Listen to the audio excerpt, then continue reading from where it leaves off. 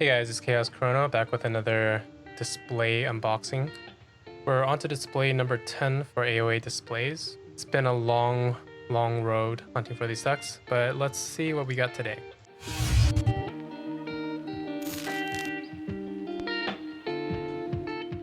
As we get everything set up, hope you guys have been enjoying the content. As usual, I'll plug my team podcast, Team ESP. Check us out on Spotify or on YouTube. Now moving on to the first deck, we have Master F Urgandown. It's a Brobnar Sanctum Shadows deck.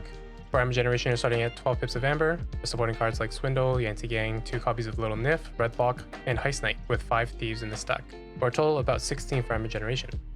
For Amber Control, we have 2 copies of Street Bomb, Baruch the Marked, Take Hostages, Baron McGavin, Swindle, Yanti Gang, 2 copies of Little Nif, and Heist Knight, giving us a total of about 8, along with supporting cards like Barrister Joya. There is no artifact control in this deck. For creature control, we have 1-2 Punch, Coward's End, First Blood, Pound, Gargantus Scrapper, Life for Life, 2 copies of Sucker Punch, and Whistling Darts for direct removal, and supporting cards like Gauntlet of Command, Into the Fray, Lion Bowtrim, 2 copies of Blinding Light, Golden Aura, and Bone Rot Venom, giving me a total of about 8 for creature control. For speed, there aren't any cards that help improve the speed, and we do have Chains from the Coward's End, so if anything, I'll give it a -1. For highlights, overall the specs are average. We have Blinding Light that makes the 1-2 Punch better. We have 2 copies of Avon the Armorsmith to help give Maruk more armor so he can capture more amber. And we have Bad Penny paired up with Life for a Life. So for the bad, the artifact control is lacking and the speed is pretty low, if not in the negatives. On top of that, we have board-based amber control, which again, like anything on the board, is a bit more easily addressed these days with a lot of damage pips and other direct removal cards. We have a low creature count in a slower deck. We also have a double Sucker Punch, which is 2 copies of an alpha in a single house, which I don't really like in general. So in summary, it's a deck with decent specs, but it's inefficient with any generic approach, whether you want to go with the rush approach or control. So it's somewhere in between and it's a bit of a balancing act, but it doesn't have any of the tools that really accentuate its strengths in either way of playing. Overall, I'm going to rate this deck at about a 63. For deck number 2, we have Loweon, the Duke of the Graveyard. It's a Brobnar Logos and Sanctum deck. For Amber Generation, we're starting with 11 pips of Amber, with supporting cards like the Flex, Binate Rupture, Cutthroat Research, Interdimensional Graft, and Oath of Poverty with up to 3 artifacts, giving me a total of about 18 or more for Amber Generation. For Amber Control, we have Screech Bomb, Forgemaster Og, Cutthroat Research, Interdimensional Graft, Bobby the Grim, Baruch the Marked with Protect the Weak, and Take Hostages. And supporting cards like Surmeros, giving me a total of about 7. For artifact control, we do have Strange Gizmo that wipes everything off the board when you forge a key, so that's about as half a point there.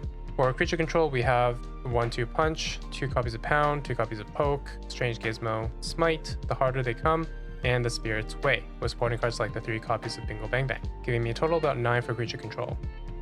For speed, we have Library of Babel, 2 copies of Poke, and Titan Librarian, giving me a speed of 3, with supporting cards like Drummerknot, the Grey Rider, and for disruption, the Little Rapskull. For highlights, overall it's a well-rounded deck in all stats, but a lot of it is pretty situational. We have a bunch of good combos like the Gangernaut, the Brig, and with Titan Mechanic it can be even more effective.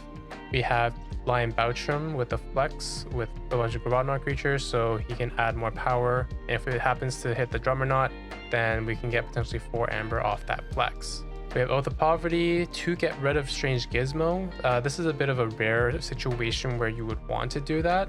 As for that, there isn't anything that stands out in terms of the specs, but in terms of a card, we have Forgemaster Og, which in and of itself is a double-edged sword, as it'll make you lose Amber if you forge a key while it's on the board as well. So luckily, we do have Drummerknot that can kind of get it off the field. But again, that really depends on Drummerknot surviving. Overall, it's a well-rounded toolkit deck with pieces that are a bit situationally effective, and it's missing a consistent board wipe. So I'm going to rate the deck at about a 68. For deck number 3, we have FG Krillstorm of the One-Arm Bayou. It's a Brobnar Distant Untamed deck. For Amber Generation, we have 7 pips to start, supporting cards like Foozle, The Flex, Dust Imp, Misery Exploit, Darna, Full Moon, Emberspire Mongrel, and Flaxia, giving me a total of about 18 or more for Amber Generation. For Amber Control, we have Burn the Stockpile, Pile of Skulls, Pandemonium, and Flash of Book of Dreams to control key cost, Supported cards include the 2 Lollips and Pepaka Jaga. Overall Amber Control I'm rating about a 5. There is no artifact control in this deck once again. For creature control, we have the 1/2 Punch, Bramo, First Blood, Unlock Gateway, Fungoozle, Hysteria, and 2 copies of Save the Pack. Supporting cards include Life Ward, Pepaka Jaga, and the overall Brobnar house as a whole, giving me a total creature control of about 8. For speed, there's nothing that directly affects draw by increasing play or archiving, but we do have efficiency cards like Exhume, Dust Witch, Glimmer, Gravit Cycle. So I'm still going to rate it about 0. So for highlights, we have good Ember generation and board control, or at least presence on the board. We have a Drummernaut with a Bramo combo. We have 2 Lollips with a Flex and Pile of Skulls. We have Hysteria or Unlock Gateway with a Life Ward. Putting them together makes a very effective delay for the opponents, especially the ones that are a bit more board focused or have boards that don't necessarily have too many play effects. We have Pepaka Jaga with the Brobnar Fighters. The Brobnar is strong here. There's good combos that we can capitalize on, and Pepaka Jaga, if it survives, just adds a lot more value to it. As for the bad, we do have poor control and speed. We have the 2 copies of Save the Pack without much widespread damage within the house. Overall, there is a dependence on the Brobnar board, so any sort of wipe that we encounter could be detrimental. And given the lack of speed in this deck, the recovery would take a little bit of time. So overall, it's a board-dependent deck that has good potential but lacking sufficient Amber control for the slower pace of play, and I'm going to rate this deck at about a 60. For deck number 4, we have the Boundless of Coloportal. It's a Disc, Logos, and Untamed deck. For Amber generation, we're starting with 13 pips of Amber, and supporting cards like Misery Exploit, Cut the Research, and 2 copies of Life Web, giving me a total of about 16 for generation. For Amber control, we have Cut the Research and 2 Life Webs, and for key control, we have the Bronze Key Imp, giving me a total of about 2. For artifact control, we get half a point for the Grasping Vines. For creature control, we have Hysteria, Save the Pack, and supporting cards like Persistence Hunting, giving me a 1.5, which is very little for an Age of Ascension deck. For speed, we do have Yerk, 2 Igors, Lab Work, Titan Librarian, Wild Wormhole, ZYX Researcher, Brain Eater, Director of ZYX, Jargogle, Sloppy Lab Work, Project ZYX, and Punctuated Equilibrium. So essentially the entire Logos kit. Supporting cards include 2 copies of Not Finished With You, Regrowths, and Song of Spring, and sort of Disruption in 2 copies of Binding Irons, the 2 Streaks, and the Tesmal. Overall speed I'm going to rate 13 or more. For highlights, the good is that this is a very fast and disruptive deck. However, it's lacking in pretty much all specs except for speed to really do much with this deck. So for interesting points, we do have the ZYX set.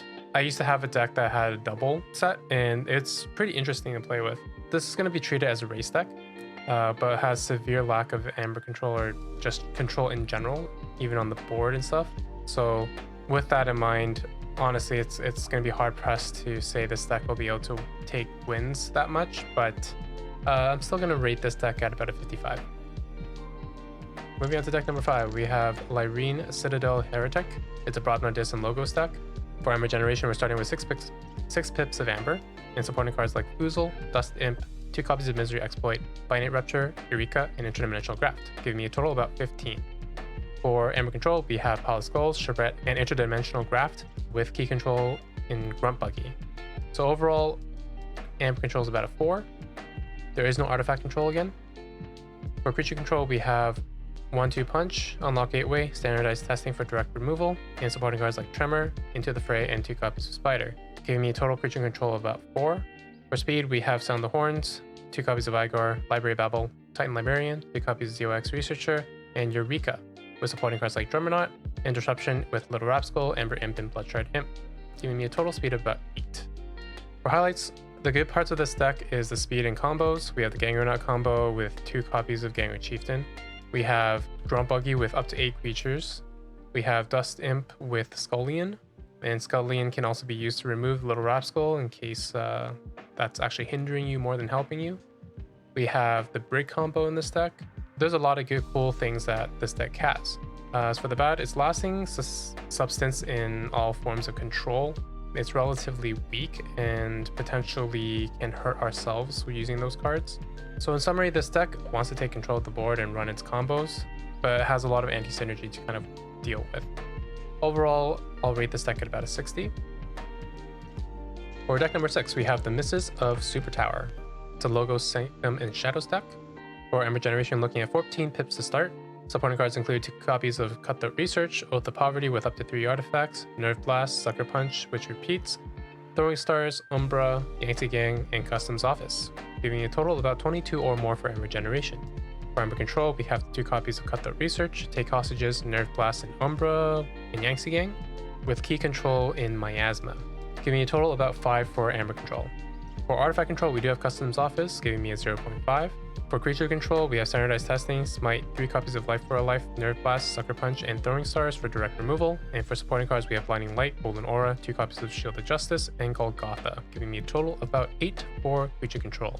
For speed, we have 2 copies of Igor, Library Babble, Sutterkin, Brain Eater, Smoko, and Sloppy Lab Work, along with supporting cards like Archimedes and 2 copies of Grey Rider for speed about 7. For highlights, it's got solid Ember Generation with decent numbers in every category. We have the 2 copies of Grey Rider with Golgotha, which can be a very nice combo, along with the damage reduction within Sanctum, like the Shield of Justice. That does very well for board control. We also have the Bad Penny with 3 copies of Life for a Life, so we can sacrifice that Bad Penny all day, and that's a lot of value in that combination. As for the bad, we're missing hard Ember Control, like an Interdimensional Graft or TMTP or Doorstep in this deck. This deck is a race deck that truly shines when its combos can be exploited. Otherwise, it's a little bit lackluster. So I'm going to rate this deck at about 67. For deck number 7, we have Yasmin, Salon Lady. It's a Mars, Sanctum, and Shadows deck. For Amber Generation, we're looking at 12 pips of Amber to start. And support cards like Mars Needs Amber, Furtive Investors, Ronnie, and 2 copies of Yancey Gang, giving me a total of about 16 or more for Amber Generation. For Amber Control, we have Mars Needs Amber, Albeit the Grim, Borden Redeemed, Ronnie Wristclaw, 2 copies of Yankee Gang, and Duskrunner, with Isaac Resonator and Proclamation 346E for key cost control, and supporting cards like Bearish Joya, giving me total Amber Control of about 8. For Artifact Control, we do have Snack Lifter, which I'm going to rate as 0.75.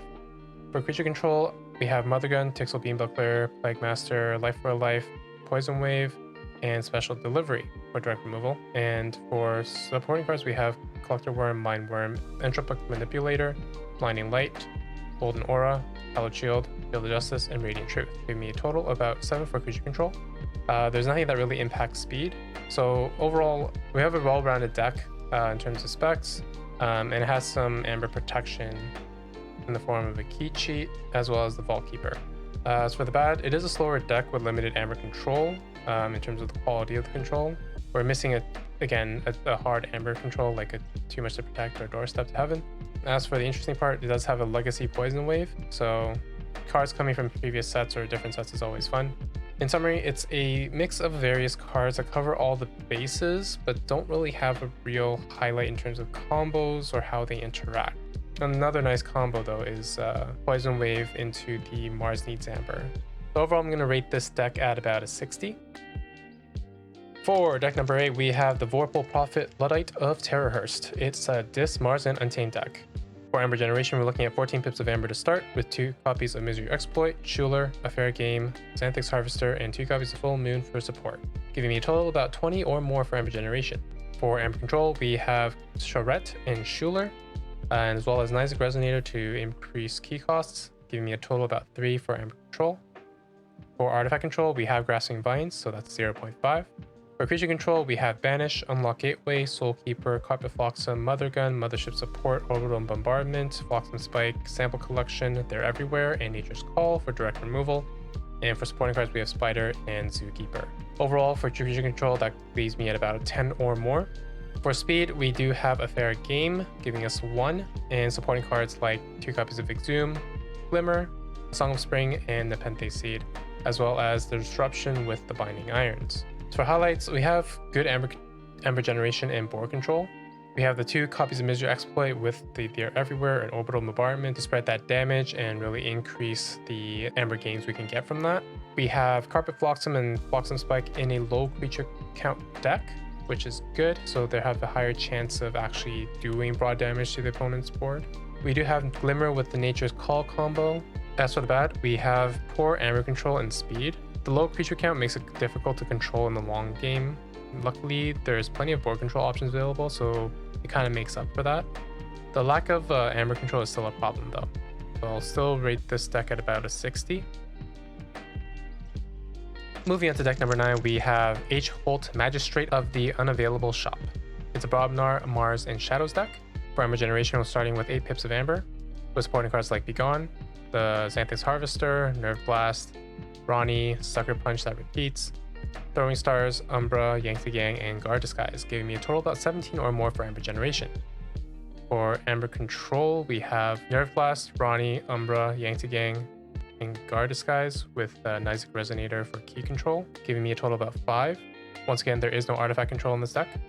For creature control, we have 2 copies of 1/2 Punch, 2 copies of Brammo, First Blood, Flamewake Shaman, Begone, Mother Gun, Tixel Beam Buckler, Containment Field, Hypno Beam, Nerve Blast, 2 copies of Sucker Punch, Throwing Stars, and Whistling Darts. Supporting cards include Tremor, so that gives me a creature control of about 12 or more. For speed, we have Perplexing Sophistry giving me a 1, and some supporting cards like Mars First and Vesma Think Drone, and some Disruption in the Shockworm. So overall highlights, we have average generation, good creature control, and a board presence. However, it is a below average Amber control, and it's all in one house in terms of actually taking away the opponent's Amber. And once again, there is no artifact control. Overall, not too much that's particularly interesting. We do have that Maverick Begone. That's pretty cool. But otherwise, this deck is strong on the board, but lacking the consistent Amber control to keep the opponent down, and it's, again, weak to wipes. It's a common trend of most AOA decks. So overall, I'm going to rate this deck at about a 58. This deck is pretty good within the set itself, though. Moving on to deck number 10, we have the Voidlord of Muckriver.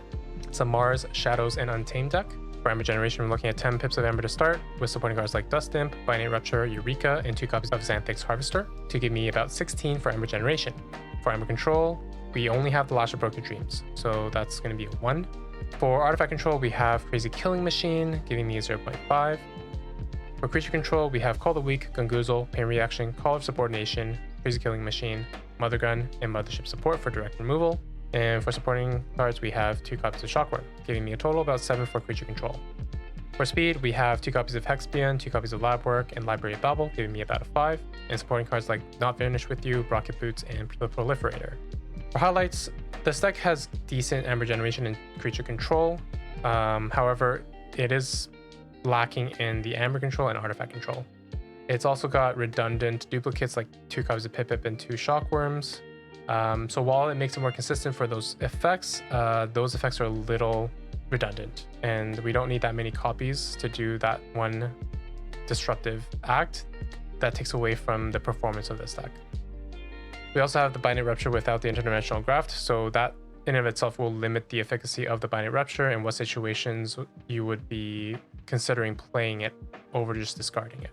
So in summary, it's a board-dependent, anti-synergistic race deck that's missing several important tools, so I'm only going to rate this deck at about a 50. For deck number 11, we have Khan, Elwood, Blackpowder. It's a Brobnar, Mars, and Sanctum deck. For Amber Generation, we're looking at 12 pips of Amber to start, with supporting cards like Blood Money, Healing Blast, and Prince Derek, giving me a total of about 17 at most. For Amber Control, we have Grok, Bromid, Shatterstorm, Maruk the Marked, Take Hostages, and 2 copies of Baron McGavin for a total of 5. For Artifact Control, there is none. For Creature Control, we have Brammo, First Blood, 2 copies of Pound, Flamewake Shaman, Champion's Challenge, and Foxham Spike for direct removal. For support, we have Mindworm, Shockworm, Hallowed Shield, and Radiant Truth, giving me a total of about 7 for Creature Control. For speed, there's nothing that directly impacts draw, play, or discard. Only efficiency in Sigil Brotherhood and Mars First. Overall highlights, we have good creature control. We have combos like Drummernaut with the Brammo. And we have Bromid with the Champion's Challenge. But as for the bad of this deck, we have everything else. We're lacking in many of the numbers. The Amber Control is double-edged, as in it's going to cost you more than just playing the card itself. There's an effect that negatively impacts your side in order to make the opponent lose Amber. Like Shatterstorm, everybody loses a lot of Amber. Baron McGavin, you really have to be able to discard in order to capture one, which isn't even making them lose the Amber. It's very lacking on that front. So overall, I'm going to rate this deck at about a 50. Last but not least, we have deck number 12, Tigerfel, Raskolnikov-Bowie, Alchemist. Hope I pronounced that right. It's a Brobnar, Mars, and Shadows deck. For Amber Generation, we have 10 pips of Amber to start.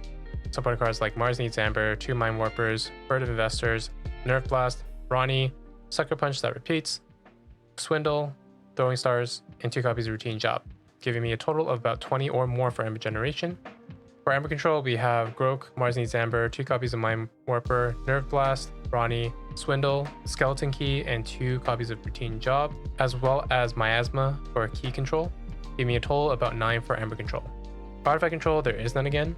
For Creature Control, we have Direct Removal in Bramo, Coward's End, 3 copies of First Blood, Carpet Flotsam, Containment Field, 2 copies of Mothership Support, Nerve Blast, Sucker Punch, Throwing Stars, and Bullet Eye, with supporting cards like Relentless Assault and Agent Human, giving me a total of about 10 or more for Creature Control. For Speed, there's nothing that really impacts draw, play, or archive, so speed will be about 0, but we do have supporting cards like 2 copies of Think Drone.